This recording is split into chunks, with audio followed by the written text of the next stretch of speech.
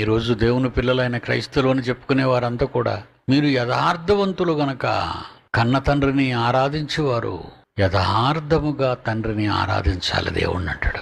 యథార్థవంతులు మీరు చెప్పుకోవటం కాదు, మీరు యథార్థవంతులని మీ క్రియలు చెప్పాలి. నువ్వు యథార్థవంతుడినని నువ్వు చెప్పుకుంటే ఎవరు నమ్ముతారు? నేను చాలా మంచివాడినండి, నేను ఏ తప్పు చేయలేదు అంటాడు పోలీస్ స్టేషన్కి వెళ్ళి ప్రతి నేరస్తుడు. అవునా, నిజమా, పాపం వెళ్ళిపో బాబు అనరు.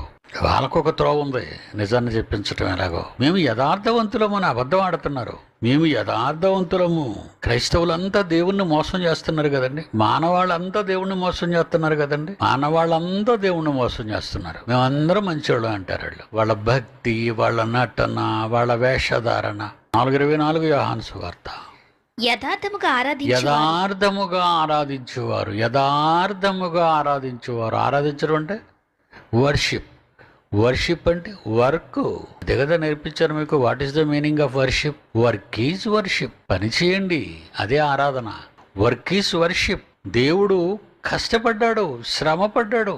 దేవుడు శ్రమపడి మనకన్ని సుఖాలు ఇచ్చాడు అని విశ్రాంతిలోకి వెళ్ళాడు. మన గురించి కూడా ఏమన్నాడు? విశ్రాంతి ఇంకనూ మీ కొరకు నిలిచి ఉన్నది. మీరు కూడా విశ్రాంతిలోకి రావాలంటే వర్క్ చేసి రావాలి.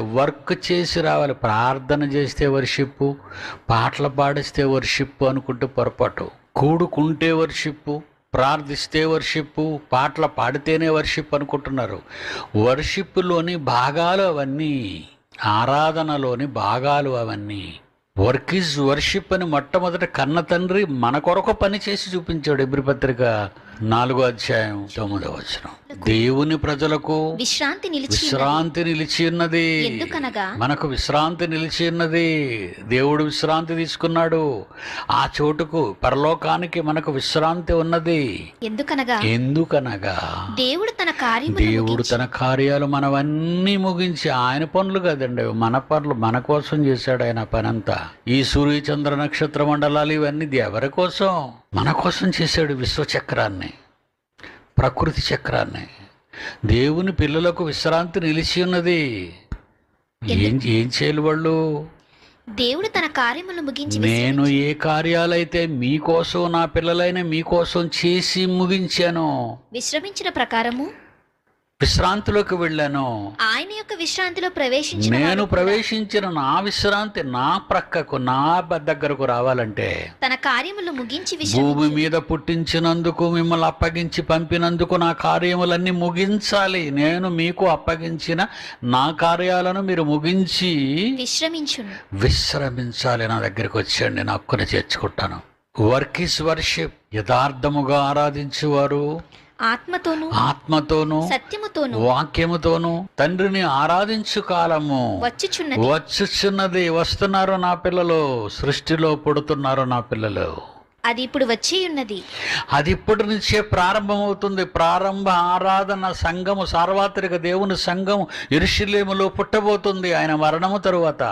యథార్థముగా ఆరాధించువారు ఆత్మతోను సత్యముతోను వాక్యముతోను తండ్రిని ఆరాధించు కాలం, నన్ను మీరు ఆరాధించే పరలోకపు తండ్రిని ఆరాధించే కాలము వచ్చుచున్నది. నా మృత్యువు తరువాత, నా చావు తరువాత, నా సమాధి అయిపోయిన తరువాత వచ్చుచున్నది. అది ఇప్పుడును వచ్చేయును. వచ్చేసాను నేను అప్పుడు లోకానికి. కనుక చావు, మరణము, పునరుద్ధానం.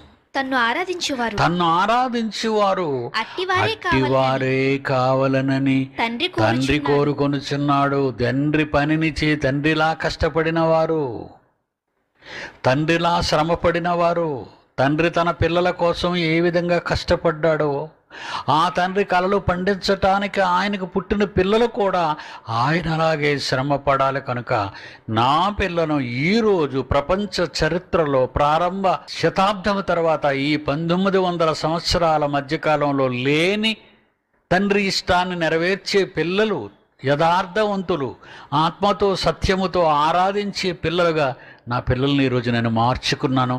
నా పిల్లలు చేస్తున్నారు. మీ అందరికీ తెలిసే నిజం.